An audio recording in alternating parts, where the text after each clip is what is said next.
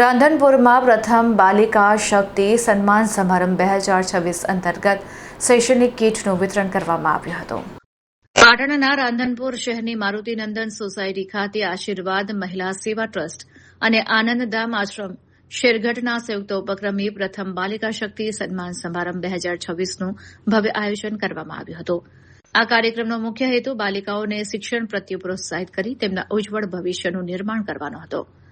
સમારંભ દરમિયાન દીકરીઓને આધુનિક શિક્ષણ કીટનું વિતરણ કરવામાં આવ્યું હતું અને તમામ બાળકો માટે ભોજનની સુંદર વ્યવસ્થા કરવામાં આવી હતી।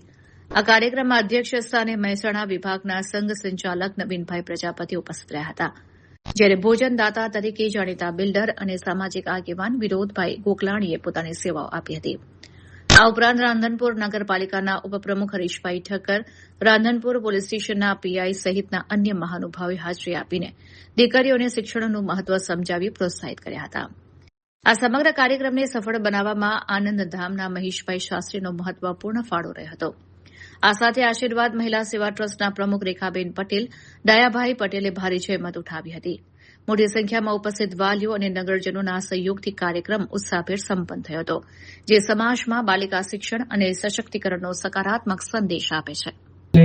વસ્તુ એક કહેવાની એટલે જ છે કે આ મહાનુભાવો જે અહીંયા બેઠા છે એ લોકો આ તો વાયરલ થશે।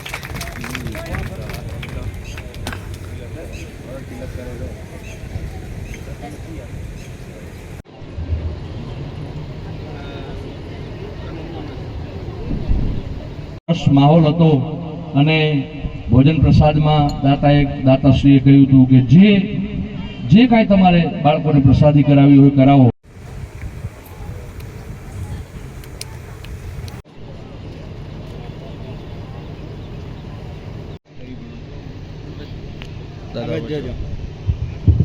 ધન્યવાદ।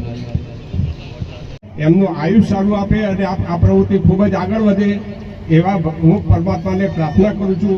જે દીકરીઓને આજે આ બાજુ સાહેબ આ બાજુ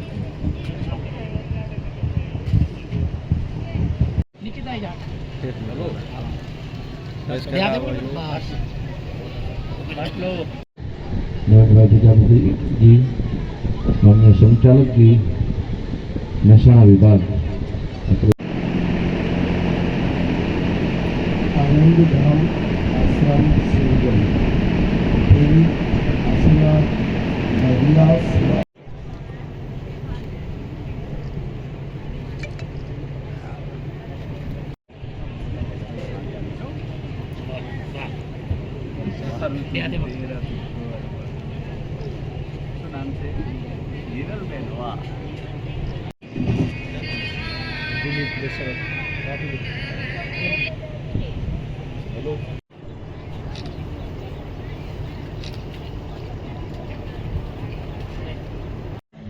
માટે અહીંયા આવ્યા છે એવું હું માનું છું।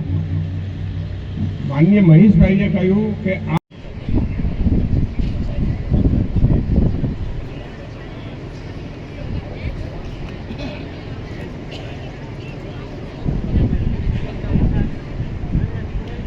લેશું।